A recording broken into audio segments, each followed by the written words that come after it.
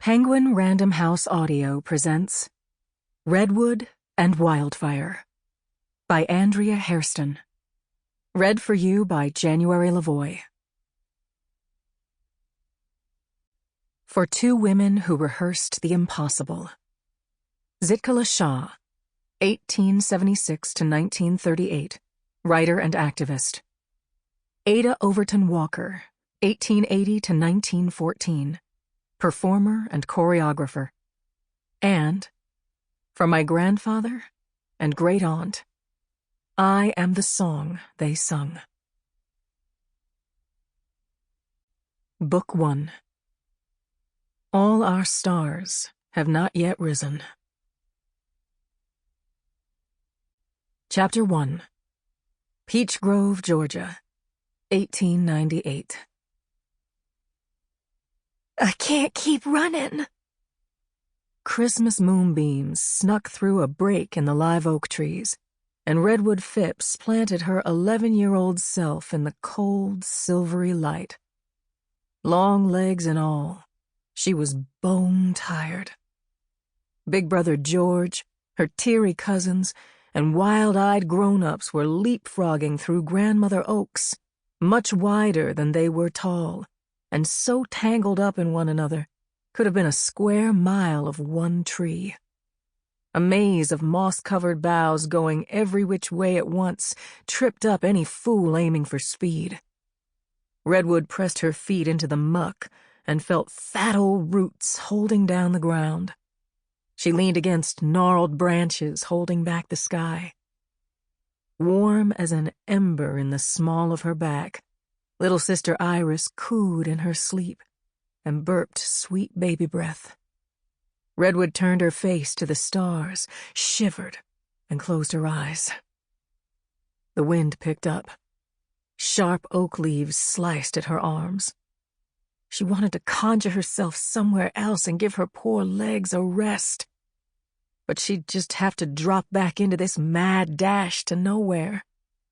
And why try for some other where and when, without Mama to catch her if she got lost, without anybody to believe? Redwood sank down on a mossy bough and rubbed an angry calf. All they'd been doing for days was run, down dusty roads, through cold swamp mud, over the dead stalks of winter oats. Since a week ago, must be.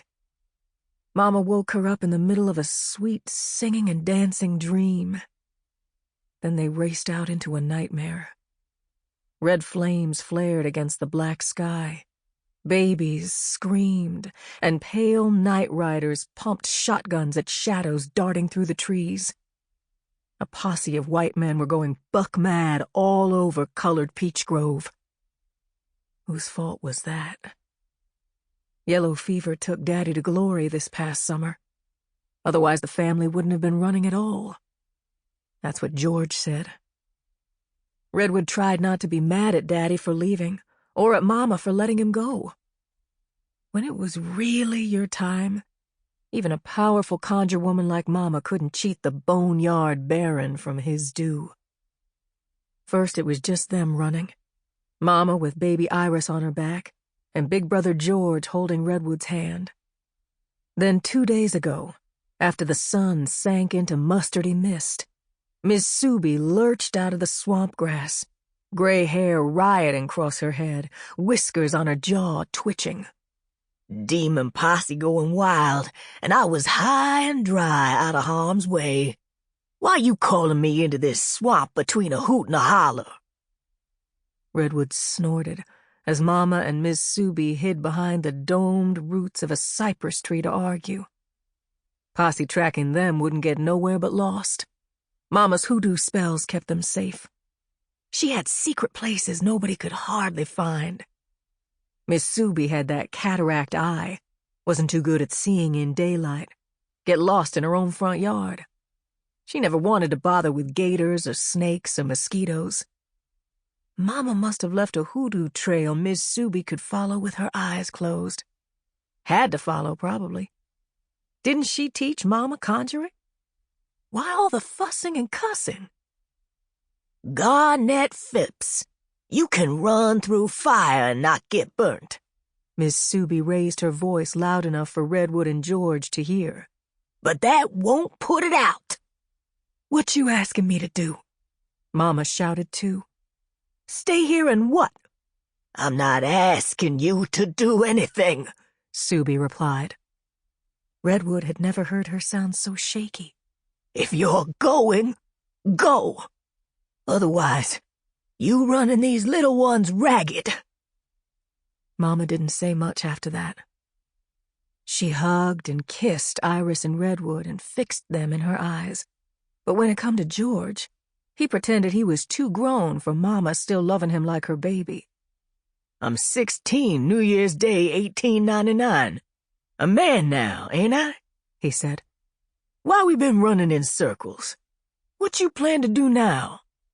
Mama glared at George, but he kept on. Why can't you tell me what's what? Can't nobody tell you what's what. All the mad drained out of Mama's eyes. You got to figure that out for yourself.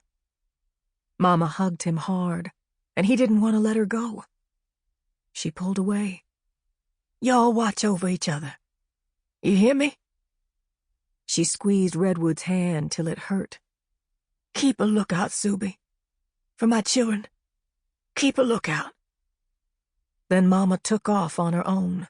Mud up to her thighs, titties dripping milk, tears aching in her eyes.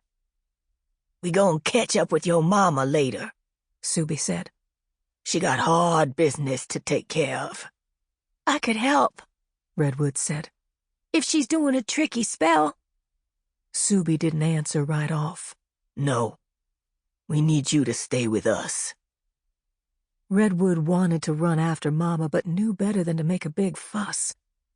Didn't she have to sing to keep baby Iris from howling?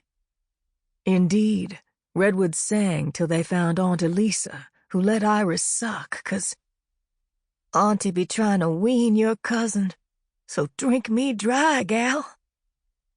2 days gone by since then. The whole Raggedy family on the run. Uncle Lad, Aunt Elisa, the 5 cousins, too, sniffling, stumbling, and ain't nobody seen another sign of Mama. Not Uncle Lad, who could track anything walking, nor Miss Suby on the lookout for a hoodoo trail. Mama's hard business was taking too long. Redwood peered through scraggly oak leaves curling against the chill. At least no more red fires danced across the black face of night.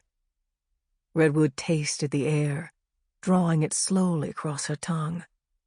Cold ashes, cold soot. Maybe the nightmare was over. Maybe nobody needed to be running in circles no more, and she could lie down and catch a good sleep. Maybe Mama would come take them home. What you doing? We gotta keep ahead of those night riders till it's safe to go back. Get up. George pulled her off the old oak bough. His arms were thick with muscle. He shook Redwood once, twice, and rattled her teeth the 3rd time. Follow me. Should I take Iris? No. Iris wailed if she wasn't sucking on Aunt Elisa or riding Redwood's back.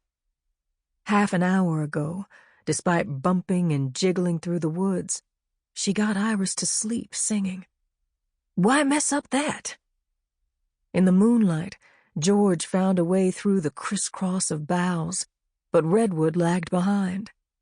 Each step her feet throbbed and her legs wobbled. Wet, heavy air choked aching lungs like she was breathing everybody's sweat.